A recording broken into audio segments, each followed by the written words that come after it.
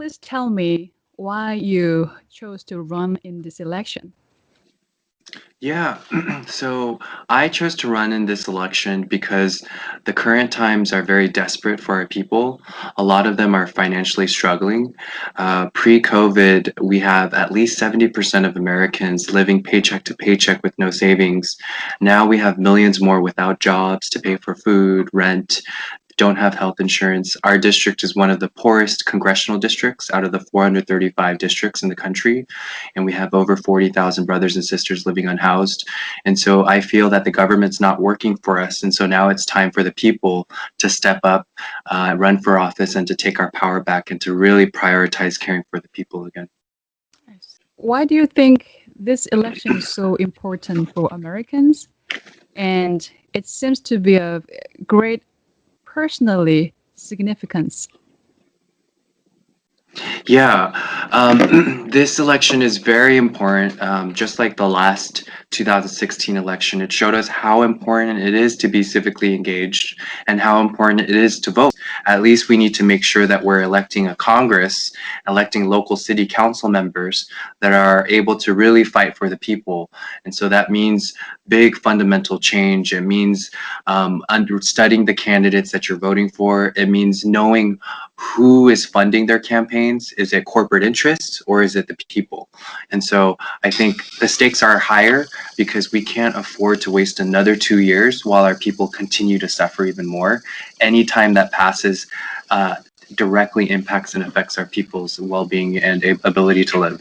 So that's why the stakes are high. Please explain simply the main elements of your platform. And do you have any specific areas of focus of the Korean American community? Yeah, so just building upon briefly the floor to stand on, when a government is supposed to be of, for, and by the people, the House of Representatives was one designed to allow regular everyday people like you and me to put a pause in our careers to run for office, and then once we're done, go back to our normal lives again. So that's a more interactive government. And so in addition to having a floor to stand on and fighting for that, I really feel an elected official is supposed to be connecting with each community member. And so we really need to focus on our Korean community in terms of what are the issues that they're facing. Firstly, our Korean community doesn't know as many, they don't have a big knowledge of where the resources are as other communities. That could be because of visibility or representation or lack of resources and knowledge. And there's that gap that nobody's trying to fill in and help. Number two, we have our small businesses that are not being helped out at right now. We have 40-year-old restaurants like Beverly Sundubu, Nagwon Shikdang, and all of these other ones in LA closing down because there's not enough help right now with the small business system. This SBA needs to be reformed. I think what's also important is to just really focus on the visibility and representation part because given the COVID pandemic, we have a very strong anti-Asian surge and racist and hatred acts happening again, and we need more people speaking on it, and so and being able to voice that. And I know for me as a Korean American son and second generation, I've always been trained to just 공부해, just study, study, study, study, study, study, so that we're not paying attention to anything else. And so then because we're not really paying attention to government or whatnot, like it's like, oh, somebody said something anti-Asian to me, but it's okay. I'm just gonna 공부해. Like it's that mentality where it's like, 아니야, 그냥 열심히 공부만 하면은 if you 성공해, then everything will be okay. Then they will be lower or whatever. Like that mentality is. But I think now we can break out and say, no, if I hear somebody say that to me directly or to my mom, my dad, my brother, sister, friend, speak up. Like there's no more being quiet anymore because we can break that model minority quiet example because and I think that's what more visibility and representation need. And then on the Korean Peninsula matter, and I'll close this out, the Korean Peninsula matter, we really need people more focused in on what's happening where it's not just doing everything on US's timeline, where under Obama it was more strategic patience, wait out till North Korea gives up and implodes. Under Trump it's more aggressive meeting, but nothing's happened yet. So I think there needs to be more thought and more planning put into these meetings, addressing the decades of nuances that have been not addressed, but then between all of the different parties at play, because if it's just a two-country deal, that's not going to bring stability and peace to the region. It needs to be many countries talking about it. And it's not just a Korea Peninsula issue, it's a world issue.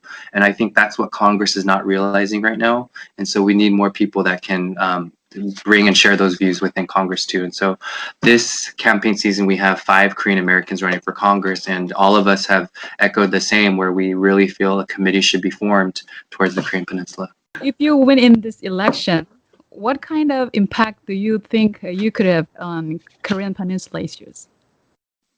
Yeah, I think for me, having studied, I've not that I'm an expert or on the Korea Peninsula or anything, but having studied from what my knowledge of kind of North Korea and the history and the history of the different parties there and the balance of powers there since college, when I was at Berkeley, however many years ago that was. But kind of since then, I've just been very up to date. I mean, not up to date, but just kept myself in the loop as to the developments. And I think we can't ignore the past 20 years of what happened. But we seem to treat it always as a single issue thing when it's not a single issue about aggression or nuclear race. And so I think what we now need to realize is, because we have a more progressive administration in South Korea right now is the time to really move towards peacemaking and economic reconciliation and cultural exchanges, because we have a more progressive South Korean government. And so given that, we should really work with that and be using that a little more, because if you look throughout history, when there's more exchange, when there's more diplomacy, when there's more peaceful relations happening, then there's breakthrough that happens, whether you see that with Russia or China in the past. And so I think that's also the next thing that we need to be doing, but I don't think anybody has a priority there to address it.